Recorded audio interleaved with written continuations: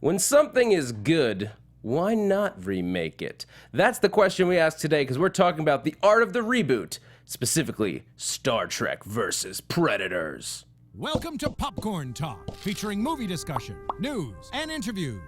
Popcorn Talk. We talk movies. And now, here's Popcorn Talk's Sci-Fi Weekly. Welcome to Sci-Fi Weekly here at the Popcorn Talk. Thank you guys so much for joining us. So much to talk about today. I'm so excited. Welcome back. I'm your host, Zach Wilson. You can tweet at me throughout the week, throughout the show. Find me at @ZachWilson. Got Jesse Klein, my co-host over here. Hey everyone, you can find me at JessKlein1. That's JessKlein, the number one. And as I said in the intro, we are talking about Star Trek versus Predators. Star Trek Oh, versus you didn't Predators. hear about that crossover? It's not actually happening. It's not happening. I would watch that. I would watch it as if well. it was. No, but specifically, we want to talk today in honor of the Ghostbusters reboot coming out on Friday. Yeah. Just what goes into making a reboot these days, because it's so prevalent. Most movies are either these days, at least big budget films are based on either a novel series, a comic book, or it's a remake of an old movie. In some cases, though, it's a sequel. In some cases, it's sort of a soft reboot versus a hard reboot, and we're going to talk about the difference and everything that goes into it. But there's also a bunch of news to talk about before we get to that. And we've got to blow through this quickly. Mainly because I've got a cold and I'm just like, let's keep going. Let's keep it going. But there's only one speed that we can move at. That's ludicrous speed. Ludicrous speed, go! All right. Well, early reviews are in for Ghostbusters, the new one, and it is a resounding meh. Yeah. I'm still excited to see it. I'm very intrigued. I am not holding my breath, but I am willing to give it a shot because I trust Paul Feig. Yeah, the original Ghostbusters is, to me, the perfect movie. And so, they can't live up to that. So, as long as it's funny, I'm okay with that. Yeah. Yeah. Also, we're going to be getting an extended cut on a home video release. Yeah, and there's nothing that makes me happier than knowing this isn't the cut they wanted to show. Sure. Much like they announced, I think it's weird timing, much like they announced it before Dawn of Justice, that there was a different cut, it sort of makes you like, well, why am I going to pay $20 to see this one if you already made another one? But whatever it is, I want the best movie they can give us. So I'm excited to see both of them. James Gunn tweeted out in honor of 300 days till Guardians of the Galaxy and implied that they have formed some interesting technology. It's kind of scary because at San Diego Comic-Con, he says that they have technology that's going to block all of the cell phones. Yeah, we talked about this last week. That's some clandestine sci-fi stuff right there. Yeah, I mean, it could have been a topic in sci-fi in real life. That could have been. I mean, yeah, block those cell phones. I don't know, like, is that violating any rights? It feels like it might be. Nah. I don't know. Also, Danny McBride is confirmed as a pilot for Alien Covenant. I'm so on board with this. I want to see. I'm in. Yeah. I'm in. I'll see it. He's gonna die. He's gonna die bad. But he's gonna die so good. Yeah, exactly. And speaking of people being cast in unlikely places, Javier Bardem is rumored to be taking on the role of Frankenstein's monster in Universal's upcoming remake of the classic Mary Shelley story. Yeah, because we haven't seen enough Frankenstein movies. Yeah, I mean, this movie, I don't know what to think of it. It's got Tom Cruise, Johnny Depp, Sofia Boutella, and now potentially Javier Bardem. Yeah.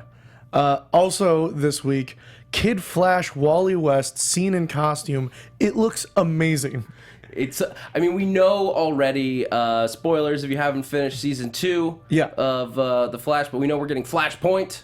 Which is awesome. That's the title of the first episode of season 3. Yeah, Kid Flash. It looks great. Yeah, there's a lot of cool stuff, and there's even more that I'm not going to go into because it's super spoilery leaks that somebody caught on set. In book news, I haven't gotten to read it yet. Yeah. But it's sitting on my Audible account. Star Wars Aftermath Life Debt came out this week. Talking about Wookiees. Yeah, big Millennium Falcon on the cover. I'm so excited. Big old Millennium Falcon. But there's more Star Wars news. Oh, yeah, that's right. Star Wars Land unveils new concept art. Guys, this looks amazing. Like, I want to go there now. Is there a way... Like, I want to do that South Park episode where I go into a coma and then wake up and Star Wars Land is here. We need the TARDIS that's now in our intro. Yeah. That's flying around the planet. Exactly. That's the only way. Yeah. Otherwise, you have a few years to wait. But that's it for the news at ludicrous speed for this week. Of course, we'll have tons more news this week because there's some stuff that I think warrants a little more discussion. Sure. There's some big Star Trek discussions going around. Yeah, late some people last are week. very unhappy. Yeah, including George Takei. Yeah.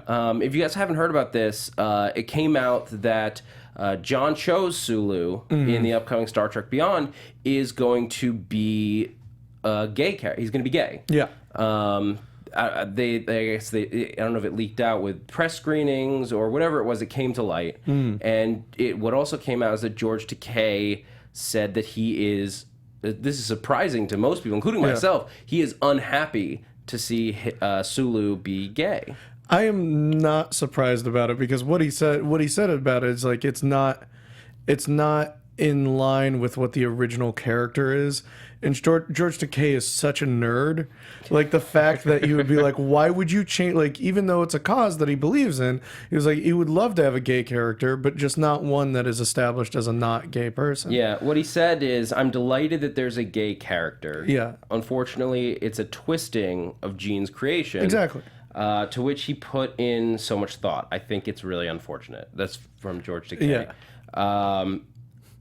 I mean, I'm not... So, Simon Pegg, who's one of the writers on the film... Yeah. He came back at it, and basically all of this discussion happened while the movie was being made. Yeah. It wasn't like George Takei just, like, woke up last week and was like, what? Yeah. He had actually... When he had found out... I guess somebody called him to let him know, thinking he would be excited about it. But he called Justin Lin and he called Simon Pegg and explained why he was unhappy with it. Basically, again, saying that he just didn't think it was in line with what Gene Roddenberry pictured. Yeah. But I don't know. I'm sort of with Simon Pegg, who he jumped through a lot of quantum loops. Yeah, I mean, well, he has a very fun explanation of how it makes sense. He basically says that when Spock traveled through time, because time isn't linear, that basically reset the universe as a whole. So characters who were not gay could be gay. Specifically in this universe, a lot of gay changing. Yeah, well, the reason that he gave for it, before, he had to figure out all the mechanics, of course. But the reason is because I actually really like the reasons that Simon Pegg gave. Sure. Because Star Trek has always been a massively inclusive show. Yeah. When it started, it was one of the first shows to feature an African American female lead, especially one who was a science officer. The first interracial kiss ever. Yeah, exactly. Yeah. I love that. If you don't know the story behind that, it's fantastic. Go read up on it. It's amazing because Shatner stole it from Nimoy. Yeah. But we don't have time to get into that. But it's always been a progressive show. But something that's missing from its main crew is an LGBT representative. Sure. And they had toyed with they wanted to include that because, again, it's what Star Trek is. There should be somebody on that crew for everyone to connect to. Yeah. No matter who you are. And they wanted to put in a gay character, but introducing a new character that happens to be gay ends up feeling like, they just forced in a gay character, and then it's just sort of like, why? Yeah. What? Who is this new person? We're reluctant to it. Like, they could have easily done it for. They said that they thought about doing it for Scotty. Chekhov they think of as a ladies' man, so they didn't want to go that route. But they chose Sulu. What their intention was to honor George Takei. Yeah. And I think it makes sense. It makes sense to make it part of the crew.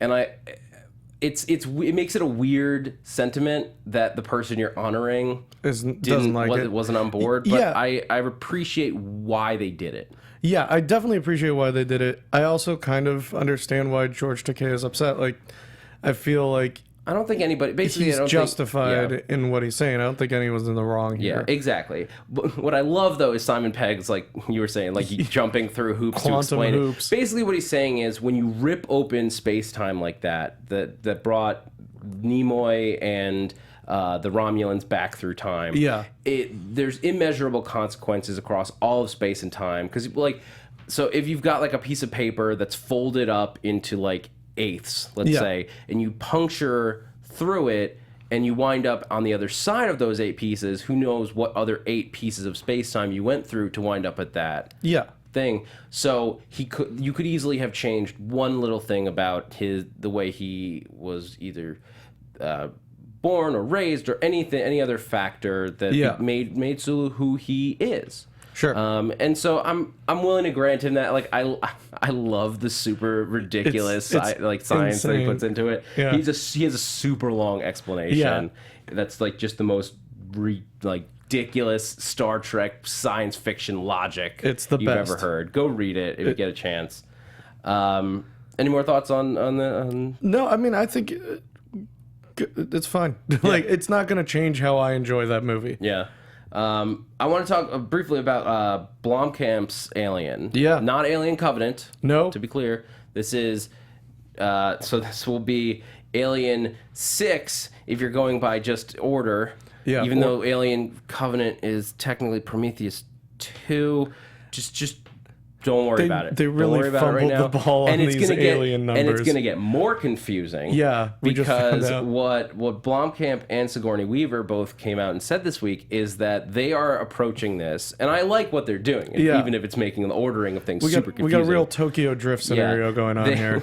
They're trying to make a spiritual sequel to, or what is a true sequel to Aliens, which is Alien 2. They don't want to focus on anything that happened in Alien 3 or Alien Resurrection. Yeah. Or probably Alien vs. Predator, but they're just not even going to mention those. Yeah.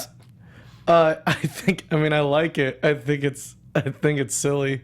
I mean, seeing some of the leaked photos and stuff like that, I thought for sure they were at least going to have some of the Alien Resurrection stuff, especially like having her be part queen. It looked like they were including some of that in these photos, some of the photos we've seen. But that being said, I mean, make a spiritual sequel to 2 of the best movies ever made. Like, I misspoke because it's not really a spiritual sequel. it's a real sequel. Yeah. It's just like that. And what Blomkamp says is that's. He says, my favorites are the first 2 movies, so I want to make a film that's connected to Alien and Aliens. That's my goal. I'm not trying to undo Alien 3 or Alien Resurrection. I just want it to be connected to Alien and Aliens. Yeah. So it doesn't mean he's not going to have references to those other 2 movies in there, but it's not going to be necessarily plot related. And it's really like the idea is I think he wants you to be able to go watch Aliens, and then his movie without anything else in between. Yeah. And I can respect that. The movie has to deliver that. Mm-hmm. But having seen Neil Blomkamp's work up till now, District 9 is still, I know it's just his first movie, but it's still one of my favorites of all time. Yeah. And Elysium, I think, is just hugely underrated. I agree. I think Elysium and Chappie are both unfairly. Chappie is one of the funniest movies I've seen. And the villain in it is absolutely hilarious. Yeah. And I think Elysium is underrated as well. People, when you knock it out of the park like you do with District 9, the expectations are so high that not being able to hit that again is understandable. It's still a good movie. Yeah. I mean, I'll watch them again all the time. Yeah. Let's move on to sci-fi in real life. Sci-fi, real life. There's some cool artificial muscles are taking their next steps, if you will. Yeah. But we basically there's a group who has developed some very muscle-like they're calling it multi-filament bundles that basically are using like the way that our muscles are made of strings effectively. I'm not a biologist, so that's the best way. But it's like it's strands of muscle that, like, obviously, because if you've ever torn a muscle, that's what you're tearing. Yeah, sure. But they're using the human structure to try to make these robots work instead of just like joints and like a gear shift or anything like that. They're trying to mimic human anatomy more to make these robots able to walk. We even have a video. A computer, if you could pull that up for me. One moment, Zach. Would you like audio on this video? That's okay, computer. We can just let it play. Thank you, Mark 1. Playing video now. Oh, God. Our computer's so creepy. But yeah, I mean, you can see it's not capable of walking by itself yet. Sure. But this is like a first step of, like, you can see it's how it's bending, the way it's moving. This is how you get robots like that can walk around and like mimic humanity, replace humans. Yeah, why'd they replace humans? Being the opposite. Why'd they have to make the face so freaky? That is my question. Look at this. They just gave it a skull. You could like I understand that they're like trying to make a skeletal system and the muscular system above it, but like why'd you give him a freaky? Like it looks like he's about to dance to xylophone music. Oh, and then why is it talking? Yeah. No, but I think what they're trying to do is they're trying to use human, because like there's a reason that we're built like this. Yeah. So why not mimic the thing that works? Yeah, and then Cylons. Yeah, Cylons is the next step. Next step, Cylons. And that's all this has happened before. Yeah. And all this will happen again. Exactly. Let's move into our main discussion. Yeah, sure. Star Trek versus Predators. The art of the soft reboot. Yeah. Again, now we made it. We thought that was just a funny joke. Yeah. Like a good title, and then we're like, wait, but that's you just watched Predators. It's great. I went back and watched Predators because Predators is truly like a great soft reboot. Yeah. And I'd never seen it. Jesse was high on it, and I gotta say, underrated movie. Yeah. A lot of fun. Like, look, it's nothing mind-blowing. No. But it's a fun action movie of ridiculous alien proportions. It does not fail the way a lot of other like big action movies that usually do. Like there's a lot of fidelity to content, and it's great. It's a lot of fun. You get to see predators fight humans with miniguns. It's the best. Yeah, so we're going to talk about reboots, and I was thinking that we'd start it off at first just talking about what a soft reboot is. Yeah. And like why would you reboot a franchise in the first place? Yeah, absolutely. And I think a lot of times there are people who are passionate about a project and want to see that universe explored again. I think it's easy to sell to a production company because it's already got fans. You can be like, yeah, these people already saw this. They will see it again. You'll make a lot of money. A soft reboot is ostensibly either keeping canon with the old story, and by canon we mean like everything that happened in the old story is still present in the new story, or retelling the old story with new characters but still in the same universe. So like a good soft reboot is like the Star Trek movie where we have, you know, Captain Kirk and Spock and all of our favorite Star Trek characters, but we're telling new stories with them, and it's not discounting the old Star Trek stories. Kirk from, like, William Shatner is still Kirk, but also we have a new Kirk, and it's fine. It's a soft reboot. With Predators, it's a different type of soft reboot where it's beat for beat almost the exact same movie as Predator. Down to a half-naked man covered in mud. Yeah, exactly. For the final showdown. And the soundtrack, like, it uses the Predator theme in it. Like, it's almost beat for beat the exact same movie, but at the same time, it's pushing the story forward, and it's allowing for new fans to enjoy the story that everyone has seen. Like, you know, the original Predator, which is a great movie. Yeah. Man of Steel. This one I saw on your list. Yeah. I'm very curious how you define this as a reboot. Or is a soft reboot? Because it retells the origin story of Kal-El in a way we've never seen. and the origin story of Zod in a way we've never seen. See, I would disagree. I would call Man of Steel a hard reboot because to me the main distinction is about universes. Yeah. So like Star Trek, it to me is the soft reboot because ultimately it's still the same universe. We're not in a parallel one. That's why they named it recently the Kelvin timeline. Yeah. Because it's the same universe. It's just like Back to the Future. Is like the Biff thing, Tannen timeline is the same universe. But Man of Steel basically just said this is a hard none reboot. of these None of those existed. Yeah. This is a brand new, and like there's always going to be changes in a reboot. Yeah, you're right. It is a hard reboot. I think I switched them in. Yeah, but Jurassic World is a soft reboot. Where it's also almost beat for beat the same story as Jurassic Park. Yeah. And keeping those elements from Jurassic Park back in, like we see the T-Rex, we see the raptors, all of that kind of stuff. Yeah, and there's a distinction in here between, and it really, again, it like similar to what we talked about when we were talking about sci-fi versus fantasy, is a lot of it is just about how it's being approached and how the story is being told, because there's also a fine line between a soft reboot and a sequel. Yeah, because like Predators, you could say is a sequel for sure, because it acknowledges the first one. It acknowledges the first two. But the main idea is that this is it's trying to set up a new set of movies, a new timeline for us to focus on.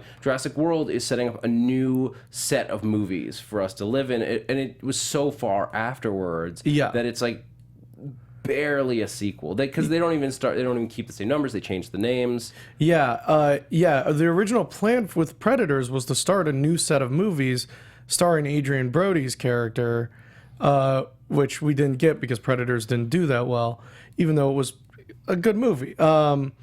And like hard reboots, like we recently had Dredd, which was a hard reboot. RoboCop, Spider-Man twice. We had, now 3 times. We're resetting the universe on Spider-Man 3 times. And so the question is like, why do they exist? Like, and I think you were just getting into it, where it's like, what is the advantage? So let's say you've got your favorite. This is what I'm curious about. Yeah. Like you, and I'm curious about you guys in the chat roll as well. Yeah. Take your favorite franchise, whatever it is. Would you rather they did a soft reboot where they keep the original in the universe, or just start over from scratch to sort of give a reimagining, reimagining, because there's advantages to both. There are times where I think it's stronger to just start over from one, and that way it gives the filmmakers just freedom to do anything they want. They don't have to be beholden to an old canon. Like Star Trek, like it made sense to reboot rather than like just make a new sequel with new actors. Yeah. And the justification of the reboot is for me is one that goes down history as the best like reasoning for like resetting a universe. Yeah, for sure. Because it was the first one to really explain, like it why kept the universe, everything in continuity in a way that serviced fans of the original and didn't step on the old movies. It didn't say like, well, F you guys. Yeah. And at the same time, Predators is in the same universe, didn't reset it, hit all the same beats as the original movie, but also made it bigger, expanded on like the knowledge of the Predator alien race that we know of. Like we got to see a different planet, like made it bigger, but at the same time, it reestablished everything that we saw in Predator 1. Yeah. The big one that this is all coming down to this week is Ghostbusters. Yeah. And I haven't seen the movie, and so I can't comment on whether it is enjoyable or not. And ultimately, that's the most important thing is, is it a good movie? But I personally was disappointed when I learned that it was a hard reboot and not a soft reboot. Like when the original Ghostbusters movies to me are like, the first one is great. Yeah. I love the second one as well. Sure. It's not the first one, but I don't understand the hatred that it gets, because it's so much, it's fun. Like, it's Ghostbusters. Yeah, I love the first half of the second one. I see. I maybe it's just the cheese factor, Yeah. and the fact that I enjoy a good cheese Yeah, same here. thing. But when they're just, I like the Statue of Liberty walking through the streets of New York. Sure. It makes it. I don't know. I like it. Yeah. Well, I didn't know it was a hard reboot. I thought they were acknowledging that the Ghostbusters existed before, and that like Harold Ramis and Bill Murray and Well, unless they've been hiding a big secret, Yeah. which I don't know about. What I had been what I had read, yeah, was that they were in the movie, but in the same way that I'm trying what's like a good comparison. I have a comparison. oh Zach. please, Yes, computer. please do computer. Did you know that the original actor and actress from the Superman serials appeared in one of the future Superman movies? I did not know that. Computer, which was that Superman Returns or was that Man of Steel? Superman Returns. Sure. Oh, see that, but I think what I heard So, is that so it's they're something not like that. It's a playing Dr. cameo. Venkman. No, And, at least that's what I heard. I do not like that either. Yeah, that was the main thing that I wanted. That's the only reason I'm nervous about the movie is that like, if it was just like, they're like, back in the 80s and the 90s, we had this huge ghost problem. We haven't been disturbed for 20 years. Like, Yeah. I would have been totally on board. Or like this new team of people has to take over. Or like these were girls that grew up in New York and like they idolized the Ghostbusters. And that's then- that's not. But from everything I understand, that's Yeah. not what this is. Oh, bummer. And it does, like I said, it does let you tell an origin story in a new way. Sure. And that can give you a lot of creative freedom. Yeah. To do something fun. And I can't speak. And we'll, if you don't know, next week we're going to be talking about Ghostbusters. Yeah. We're going to go see it this weekend, and then we'll be reporting on our thoughts next week. Working on seeing who else we can get in here to talk about that. So let's get into the nitty gritty. Yeah. One of the things you can do for a soft reboot, and these two movies are great examples of it, is you can either make the story bigger or you can make it smaller. Where Star Trek is very much a story that is mostly just about Kirk and his dad and Spock. And that's it. And a little bit about Spock and his parents, but they don't give it as much time to it. But it is very much just a story of that relationship between those three people. Yes, there is a bigger story. There's the Romulans, the time skip, old Spock, all of that kind of stuff. Blowing up the Earth and Blowing up Vulcan the Earth, all of that stuff. kind of stuff. But that's all used to like fuel the drama between these three characters. But so let's look. But then I guess you look at Star Wars: The Force Awakens, which yes, it's a sequel. Yeah. But it is very much feels like a soft reboot because it hits all the same mimic beats, all the yeah. beats, and I could go on for a long time about my thoughts about why they did that, and Yeah. the reasons for it, and why it made sense. But it is a bigger thing. You don't really get into the characters as much as you do in Star Trek. Yeah, or with Predators, like instead of making it about Adrian Brody's character and like his relationship with these other killers, instead it's much more like let's explore the universe that we've already set up. It's on instead of it being just a jungle, it's a jungle planet. Instead of one predator, it's one predator, but then these bigger hunter predators, these alpha predators. Instead of, just an elite team of special forces, you have like these like the best killers on Earth, basically. And so like those are two examples. Like Star Trek, very small, a much smaller story, where Predators is a much bigger story about like expanding the universe, making it bigger. Yeah, there's a lot of love in the chat roll for Dread. Dread is fantastic. I love that movie. Yeah, Dr. Spectacular says Carl Urban is boss. Carl Urban is boss. I agree. Carl Urban has he's cemented himself to me as like one of the strongest sci-fi actors of the last 10 years. Yeah. Like in all of his roles across Star Trek, Dread, Almost Human Yeah. was a show that was brilliant, got just destroyed by what, like, from an outside perspective, looks like network notes. Yeah. But was so much fun to watch. Yeah, Dread was one of those movies where it's like, I don't understand why it wasn't bigger. Like, it was so good. Well, do And- you think that there is something there with the fact of the reboot? Do you think that there's a certain sense of, I've already seen this movie, I don't need another one? I think there might be that kind of thing, but I think for the most part, like, a lot of reasons why you do a reboot is because people are like, I saw that, I liked the first one, I want to see it again. All right. Yeah. Do you think it's worth... So I would say that the majority of people today, Yeah. and when Dredd even came out, are not really familiar with the character Judge Dredd. Yeah, I think that might be the problem. Is Yeah. Do you...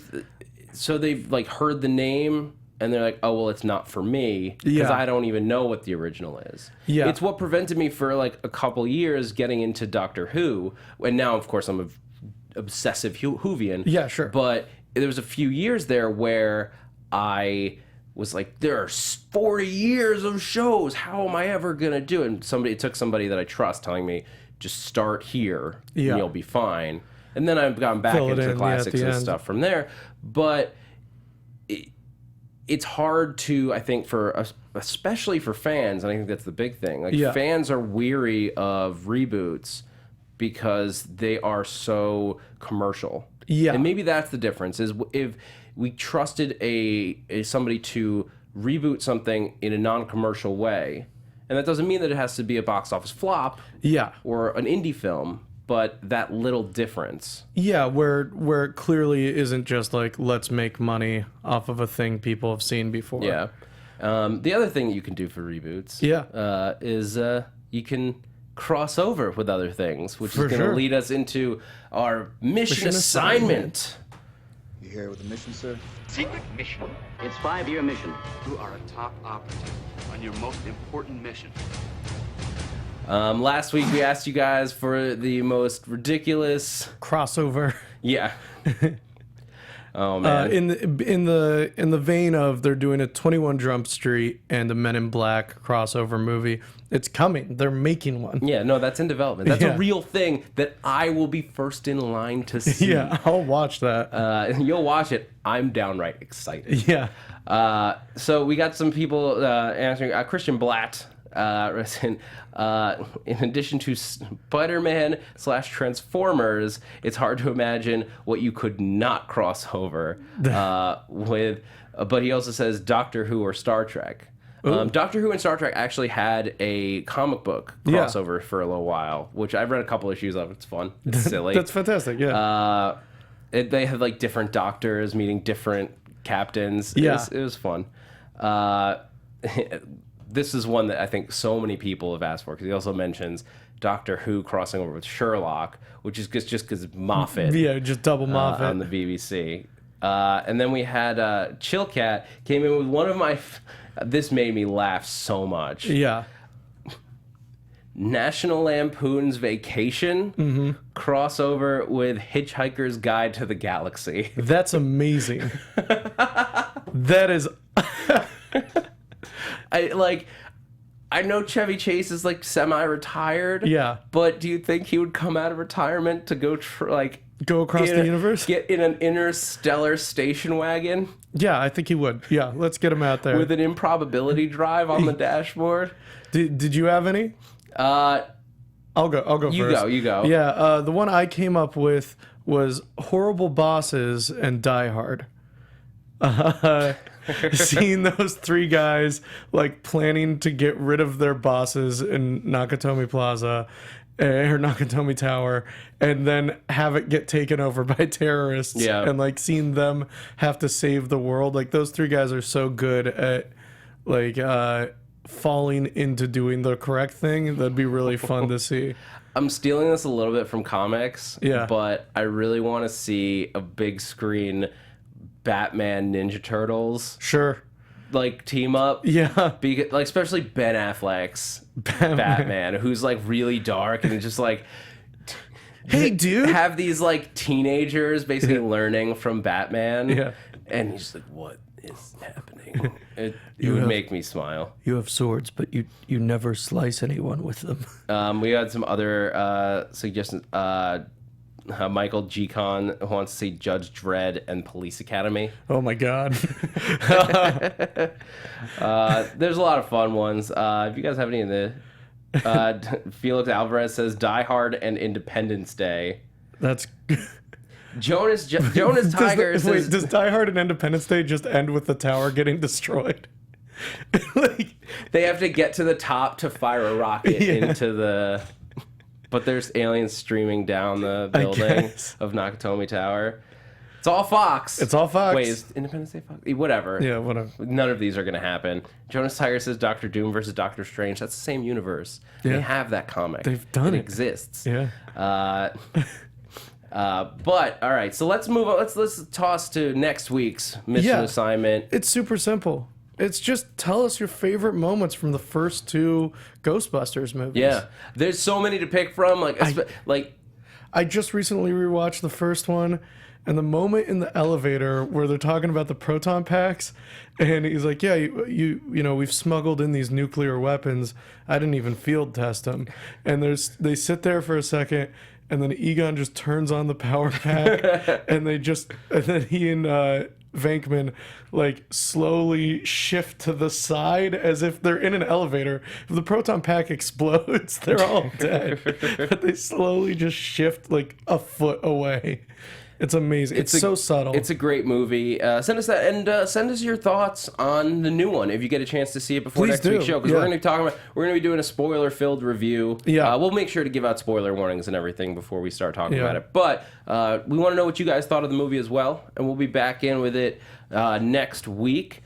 Some other stuff I want to talk, like make sure you guys remember. Guys, this is week. really exciting. Yeah. On Friday. This Friday at midnight, Netflix is going to drop Stranger Things, all 8 episodes. And I'm excited to announce to you guys that me, along with Roxy Stryer, Jesse Janney, and Tiana Hobson, some of the other hosts here at the AfterBuzz group, we hosted Netflix's official after show. So jealous. And so I've seen the show. It is incredible. I can't recommend enough, especially if you're watching this. Yeah. There's no way that you won't like this show. It has all the 80s vibes because it's set in 1983 that you want out of it. It feels like a Spielberg movie, but maybe a little darker, a little more horror, like Stephen King-esque. Nice. That's the big... Even Stephen King endorsed it this week. And old Sourpuss King doesn't like anything. Yeah, he's like, if this doesn't crash Netflix's servers, he's going to be surprised. Trust me, check this show out. And then after you do, or between each episode, because we have one for every episode, go to youtube.com/Netflix, and you'll be able to find all 8 episodes of the after show there. And be sure to tweet at me. I want to know your thoughts on Stranger Things, Ghostbusters, all those things. You can find me on Twitter and Instagram at @ZachWilson, ThatzachWilson. And you guys can find me at Jess Klein 1. That's JessKlein, the number 1. Also remember to go to iTunes and leave a review or something like that for us. We're on iTunes, right? Yeah. Yeah, great. And comment, YouTube, thumbs up, all that kind of stuff. I didn't pull up the iTunes reviews this week, if there are any, but be among the first to comment on iTunes. Our goal is 5. We really appreciate it. It helps people find out about the show because it raises how on iTunes people find podcasts. All right. That's awesome. We'll see you guys next week. Yeah, Ghostbusters. next week for Ghostbusters. Who are you going to call? Ray Sci-Fi Parker Jr. Week. Oh. Bye. Producers Maria Menounos, Kevin Undergaro, Phil Svitek, Kristian Harloff, and the entire Popcorn Talk Network. We would like to thank you for tuning in. For questions or comments, be sure to visit popcorntalk.com. I'm Sir Richard Wentworth, and this has been a presentation of the Popcorn Talk Network. The views expressed here are those of the hosts only, not necessarily